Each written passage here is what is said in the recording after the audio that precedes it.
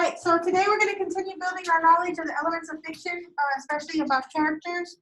And then we are going to utilize newly acquired knowledge of characters to provide an analysis of characters within the things they carry. So first, just a quick recap. What two types of setting are there? There's two types of setting. What are they? I know what they do, I just don't know what they're called. Okay. I did the first 11. Huh? I did the first 11. B, Background, background, and I, Oh. in-ground, or integral. Oh. Okay. So background, is it really important where it's set? No, right? It's not that big of a deal. It can be set at any time. The focus is more on the actual story. What about integral? yes. It's important, right? Because that shapes how the story is going. All right, we did learn about characters. If the character has depth, what's it called? What kind of character is it? Round, Round. And if it doesn't have depth? Flat. Flat. Okay. If the character changes? no, not static. That's it's not full. Dynamic, Dynamic. And static means what? they stay the same. They stay the same. Then we learned about 4 character types, right? What are they? Foil, We have a foil, protagonist, foil, protagonist. antagonist, and secondary. Okay. And then secondary. Okay. So, a protagonist is what? The main character. hero. Main character, hero. The antagonist. The opposing, Protagonist. It's the opposing force, right? A lot of times it's like the villain, right? Secondary Not the character, main character, but important. right? So they're not just backdrop characters. They still have a purpose. And then a foil, are they just like kind of there? foils you put next to the protagonist. Oh, And they look- they exaggerate the good. Yeah, the qualities of that particular protagonist. Correct. Okay. So let's go ahead and move on. That way I can explain your assignment to you as well. Okay. So characterization. So what is characterization? According to literarydevice.net, characterization is a literary device that is used to draw attention to and explain the elements of a character in a literary text. So it's basically how we get to know who the characters are, okay? We know what you can put them in, but before we can put them into a category, you have to know what they're doing, right? So basically it helps to create and build complex yet believable characters. Because when they're believable, you can relate to them. How many types of characterization are there? There's explicit, which is direct, and implicit, which is indirect, okay? So think of direct as like it's told to you, implicit you have to figure out, okay? Make sense? It's real. All right, so explicit or direct characterization is when the writer provides direct statements to describe the characters. These statements are provided by other characters, the narrator, or sometimes the characters themselves. They focus on the character's perceived personality at any given point in time, and they normally come in the form of descriptions mostly used through adjectives. What are adjectives? Yeah. They're words that describe nouns, okay? PPT, people, places, things. So think about direct characterization as painting a picture for the reader so they can see what the character looks and is like.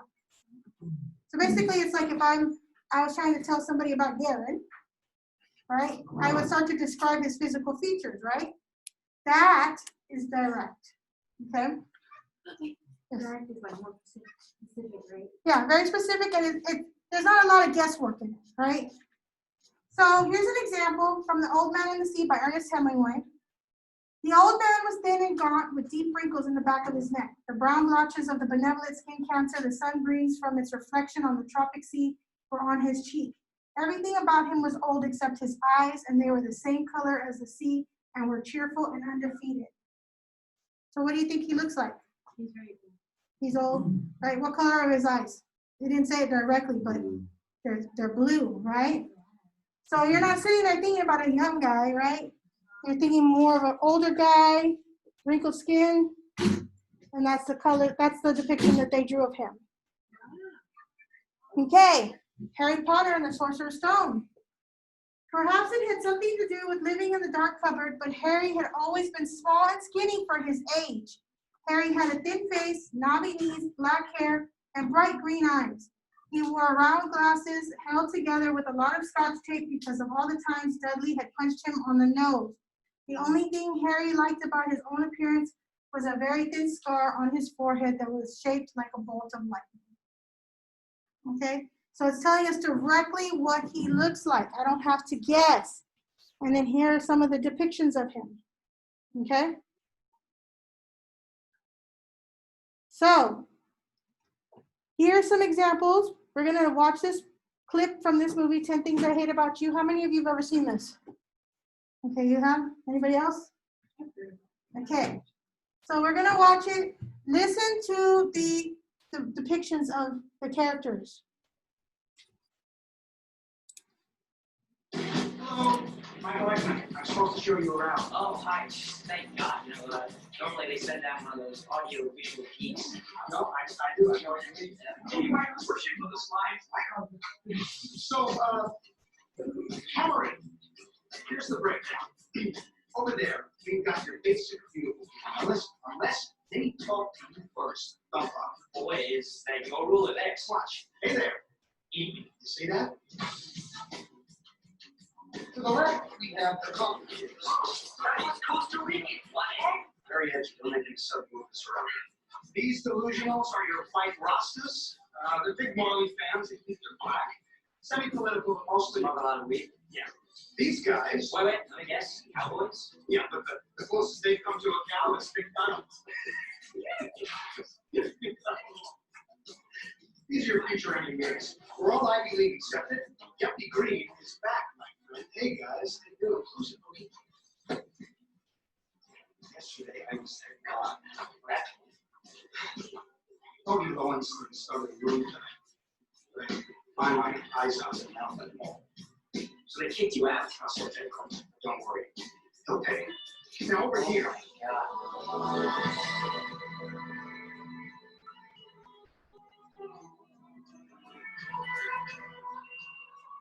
Could be she. Don't even think about it, group. Get on the strap for soft. I burn, I pine, I perish. Of course. You know, she's beautiful and deep. Sure. Yeah, see, there's a difference between light and love. Because I like my Skechers, but I love my brown backpack. But I love my Skechers. That's because you don't have a brown backpack. Oh. Listen, again, her incredibly uptight father is a widely known fact that the Stratford sisters aren't allowed to date. Yeah. Okay, so did you see the examples of explicit? Yeah. Right. Now, the one thing to notice is that with the explicit, they're coming from one character, right? And it's how he perceives those groups to be. Are those necessarily how those people are? No, right? They might describe themselves differently. So it is the description from the person telling the story, the narrative. Okay? But all of those were very explicit. How many of you have seen The Grinch? I would hope everyone's Miss Garcia's favorite. Every fool down in Whoville liked Christmas a lot, but the Grinch, who lived just north of Whoville, did not. The Grinch hated Christmas, the whole Christmas season. Please don't ask why. No one quite knows the reason. It could be perhaps that his shoes were too tight. It could be his head wasn't screwed on just right. But I think that the most likely reason of all, may have been that his heart was 2 sizes too small. But whatever the reason his heart for his shoes, he stood there on Christmas Eve, hating the Who's, staring down from his cave with a sour, gritchy frown at the warm, lighted windows below in their town. For he knew every Who down in Whoville was busy now, hanging a holly Who. And they're hanging their stockings, he snarled the sneer. Tomorrow is Christmas. It's practically here. Then he growled with his gritch fingers nervously rubbing. I must find some way to keep Christmas from coming. Okay, so do you see how not only did it talk to you about how he looked or his insides, but also how he thinks, right? So here's what I want you to do. I want you to think about the movie clips we watched. Choose a person or group you know from Ellison and create an explicit or direct characterization statement about them. Create at least 3 detailed characterization statements about the one person or group. And you will put it here in the Padlet. You don't have to put the person's name, just describe them. Kind of like they did in the first one, right? The first movie, we had the different groups.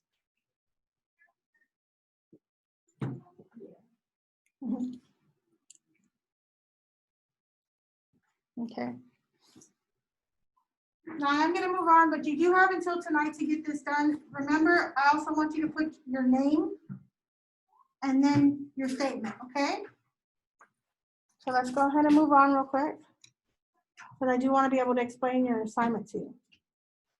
So the opposite of explicit is implicit or indirect. These are things we have to figure out. Okay, so the characterization is when the writer provides information about a character through their actions or without directly stating those actions. I say this information is a beast because it's a behavior that affects on others, their appearance, their speech, and thoughts. Let's think back to the first clip, right? When he sees the girl, she's all beautiful, and he's like, oh, the guy makes a comment about, you know, they're really intelligent, and then you hear them talking. Do they have to say that those girls are not intelligent? No, they don't have to say that, right? The conversation and their behaviors themselves tell you that. That's implicit, okay? So the information is perceived by the reader by evaluation or thoughts about the beast of the character. It is not directly stated. It's the little things that we pick up on, okay? Now, are these observations always right? No, but as long as we have information to back it up, we can go ahead and make an argument for that.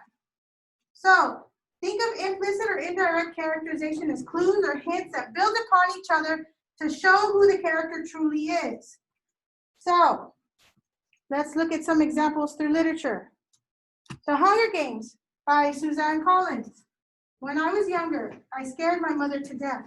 The things I would blurt out about District 12, about the people who rule our country, Pan Am, from a far-off city called the capital. Eventually, I understood this would only lead us to more trouble. So I learned to hold my tongue and to turn my features into an indifferent mask so that no one could ever read my thoughts.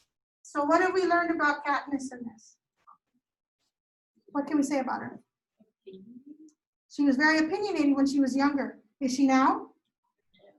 She might be, but she hides them, right? So she's learned. She's also. Yeah, she's kind of rebellious. And she's probably intelligent too, that she was able to pick up on the people around her to keep them safe, right? So she's also smart enough to know when she needs to survive. And we got that all just from this. From this, can you also tell if she really cares about Pan Am or not? She's kind of indifferent to it, right?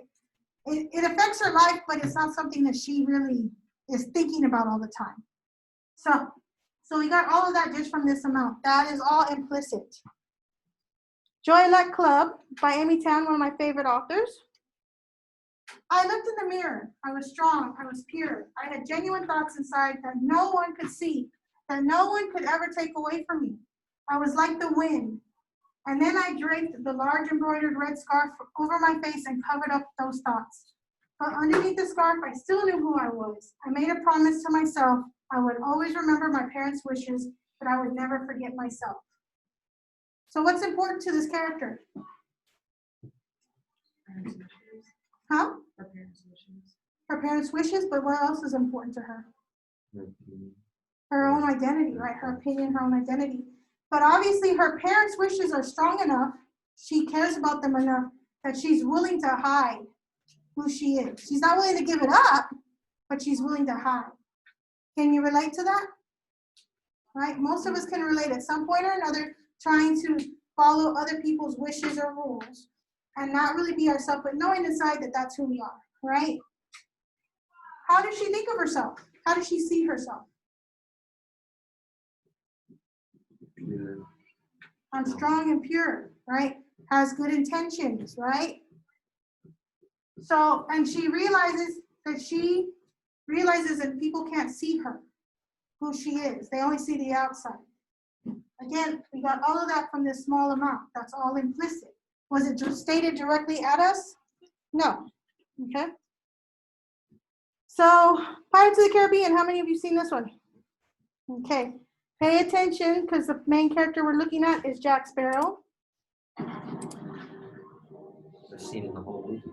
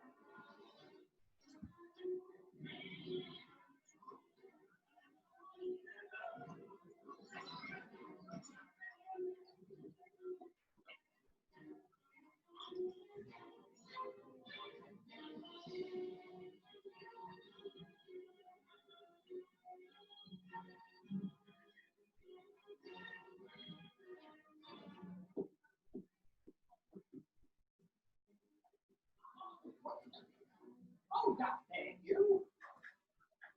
It's a shitty to tie up the boat, you know? And I shouldn't do you that. What is like a 3 shirt? Are we forgetting that? Welcome to words.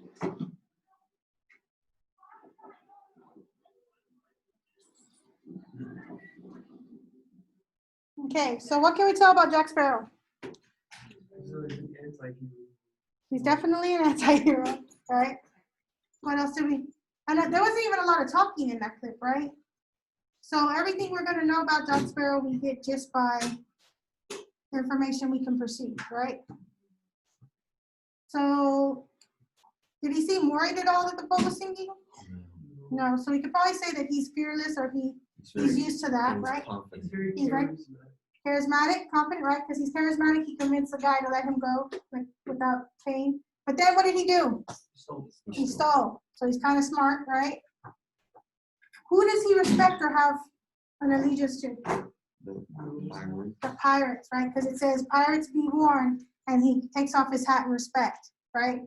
So therefore, we can infer that he probably is also a pirate, right? So again, all these things that we perceive about Jack Sparrow, we just got from his actions. It wasn't told to us. Now, if I was to give a direct characterization of him, what could I say? He is a pirate, right? Because he's a pirate, and then you can start describing what he looks like, right? Okay. Well, in the movies called Pirates of the Yeah. What if you didn't know that? So again, has anybody ever watched The Breakfast Club? Okay, this was a huge movie when I was growing up. I want you to watch the actions of all the different characters because we're going to talk about them.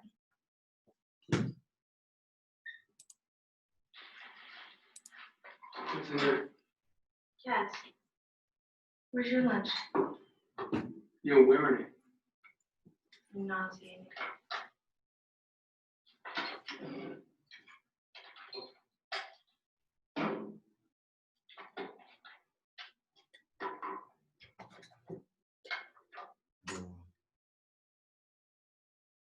What's that? Sushi. Sushi? Rice, raw fish, and seaweed. You won't accept a guy's tongue in your mouth and you're gonna eat that? Can I eat? I don't know. Give it a try.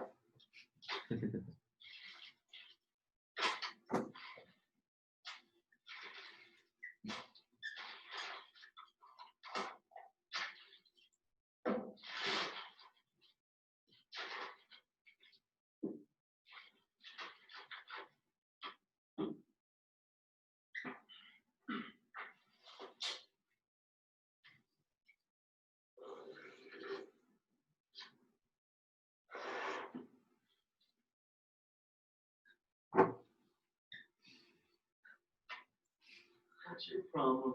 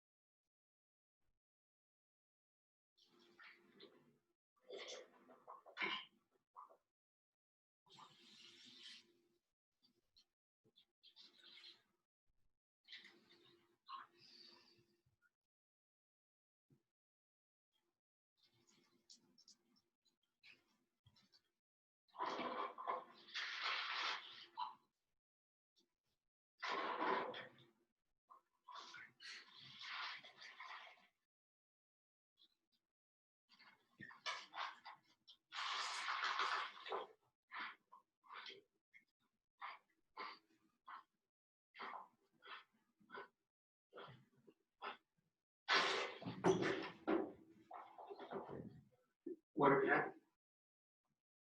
It's just your standard regular lunch, I guess. Milk? Soup.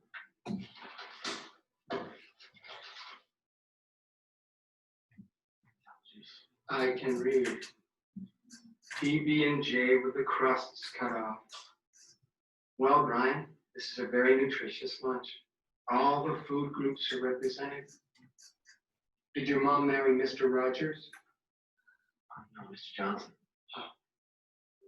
Okay, so first of all, what can we tell about Molly Ringwald's character? She's rich. She's rich, right? She's rich, she's fancy. So most people know about sushi nowadays, but I promise you back then, sushi was a high-class meal, right? You paid lots of money for it. So the fact that she actually brings it to school, her detention, tells you how rich she is. And she's is she in touch or out of touch? She's pretty out of touch, right? She's that popular girl, right? Now, what can we tell between the relationship between Molly Ringwald and his character? Do they like each other? At that moment, do they like each other? No, right? She says, you disgust me, right? But it's kind of like a playful, like you disgust me. You start to wonder if, is it really that way? What can we tell about the jock? Emilio Estevez's character. He's got a high metabolism. Yeah. He's gonna get that protein. That reinforces the idea that he's a jock, right? All that food. Who eats like that? Athletes, right? Because they need all that food, right? And it keeps going, right? It's not like it's just more and more food. All right, what can we tell about the girl with the pixie sticks? She really likes sugar. Sugar, right? Not physically hurt me to watch. Yes, it's sugar upon sugar upon sugar. So, do we think that anybody packed her lunch for her? No, right? She probably packed her own lunch. If anybody packed anything, it was probably the sandwich and she got rid of the insides, right? So, and did she care what anybody thought about her? No. No, right? She's sitting there just pouring it all in there. They're all staring at her like, what in the world? It was like, ugh, right? What can we tell about this character? He's a nerd. He's a nerd. How do we know he's a nerd? He's getting bullied. Yeah. And he's getting all the food. Groups. Yeah, he has all the food groups, right? He's getting bullied. In his lunch. And is he good on sarcasm? No. No, right? He says, who did your mom marry, Mr. Rogers? And he's like, no, Mr. Dawson, right? So he's not that quick on his toes. What can we tell about this character? It's the bully. He's your average bully, right? Now here's a question. Did he pull out any food? No. He planned to steal it from Well, I him. mean, he gave them stuff. He was just being like a little bit like egotistical. Yeah. I wouldn't really call him a bully. Yeah, so like the sodas were given to them. So he passes out the sodas. But then he's also very judgmental, right?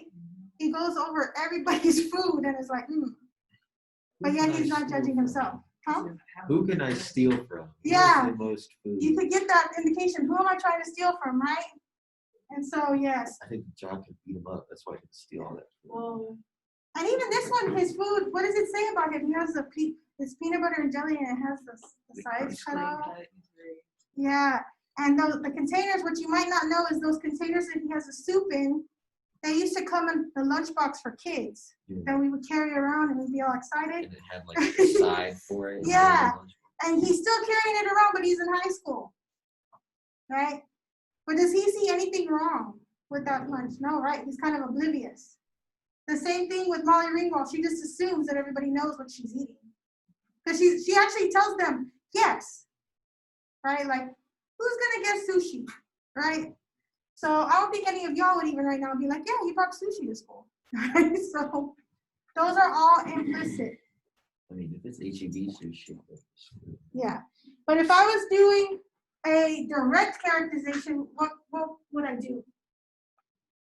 You would describe each one of their clicks or whatever. Yeah. What they look like, what they're wearing, right? This character was aligned with what they called grunge back in the day, right? So he's a grunge character, that I don't care attitude. You know, there's a nerd, he has his sweater, his little khakis on. The jock, of course, is in a tank top, showing off all his muscles. So those would be direct. Any questions? It's pretty simple, right? So again, you're gonna have another your turn. What you're gonna do is you're gonna watch the clip and you're gonna tell me what the indirect characterizations of Darth Vader is, okay? Now, most of you have seen Star Wars, I would assume, or at least know who Darth Vader is. Try to put that aside and just go based off the clip and you'll put it here. Okay, so are there any questions about direct and indirect or implicit and explicit characterization? Again, it's pretty simple. Make sure you input the information by the end of the day. But I want to go over your assignment. So if I was you, by Wednesday, I would try to have the entire packet read. I don't know what's going on with my pictures today. But for your character analysis of the things they carry, now that you know about round versus flat, dynamic versus static, and then characterizations that help build this information, right? I want you to put it into practice. So now that you've learned all about characters and how characterization is used to develop complex yet believable characters, I'd like you to use that knowledge and provide a character analysis. Don't worry, I'm going to provide you with the information on exactly what is needed to complete the character analysis so you can breathe easy. So step one, you're going to choose one character from the book. Now, here's a hint. If the character is round, that analysis is a lot easier, right? It's kind of hard to do a character analysis on Valkyr. You could, but do you have a lot of information about him? No, right? It's a pretty quick snip. So, 2, you're going to use a Word document. You're going to do Mla Format. The key to Mla Format is on your left side. You're going to put your name, Miss Garcia, English 2, and then your period. So, you period 1 for this period. And then the date. But the date is backwards. So, you put 26 October 2020. Then it's going to be double spaced. Okay. Now, here's the title I want you to put it. It's going to be character analysis of your chosen character. Do not bold this. Do not make it bigger, right? All you do is you hit enter after your date, center it, and that's what you write. Character analysis of the character's name, okay? So if you're doing Ted Lavender, character analysis of Ted Lavender. All right. Dead. Boom. Okay, then what you're going to do is you're going to use the character analysis wheel provided below to construct your analysis in a Word document. I do want you to label each section in bold. So for example, you have this, and you're going to it's going to be double spaced. You're going to have your title, and then you would write in bold names, hit enter, and then you would start giving that information, okay? You may create lists or complete sentences to answer each section, and you'll see why I say that. Again, remember that it is due by Friday, October 30th by 11:59 p.m. So the first thing you're going to tell me is names. So obviously this would be easier to put in a list, right? If there's different names. Now they might just have one name. If they only have one name, use that, okay? Then you're going to give me a description. The physical description of the character. It can also be implied by textual evidence, right? So, use your implicit and explicit descriptions to fill this in. Okay. Then you're going to do the inner qualities. This is when you use adjectives. Again, adjectives are used to describe nouns. A full delineation, so that means you're going to take it piece by piece, that character, right? So let's think about Ted Lavender. What's an inner quality that we could say?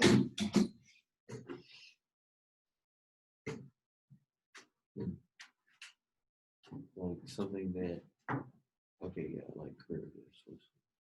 It said he was very nervous all the time, Yeah. right? Very anxious, nervous, scared. Those are all adjectives. Constantly worried about dying. Worried. So you would, this again would probably be better in a list, right? Okay. Then you're going to do actions. A full list of the character's actions, verbs, right? So Ted Lavender, done, right?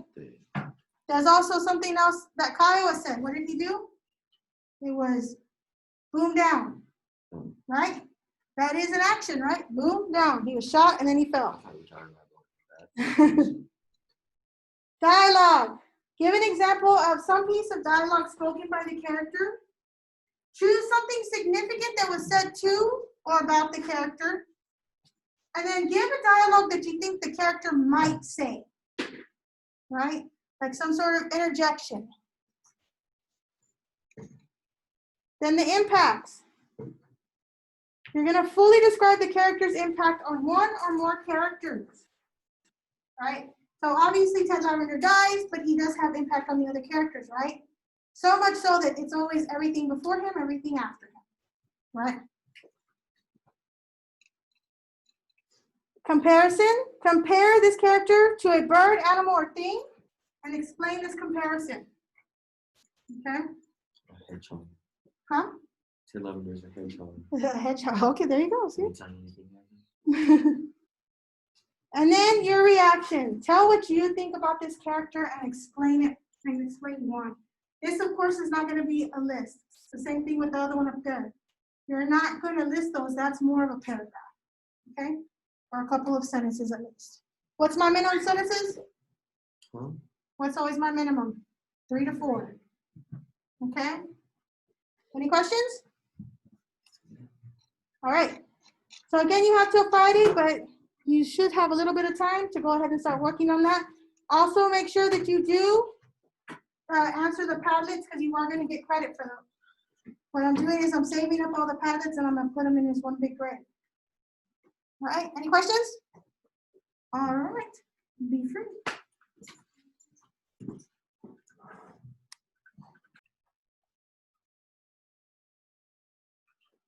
Okay, guys, at home, this is just what it's supposed to be look like when you set it up in a Word document. If you have any questions, let me know.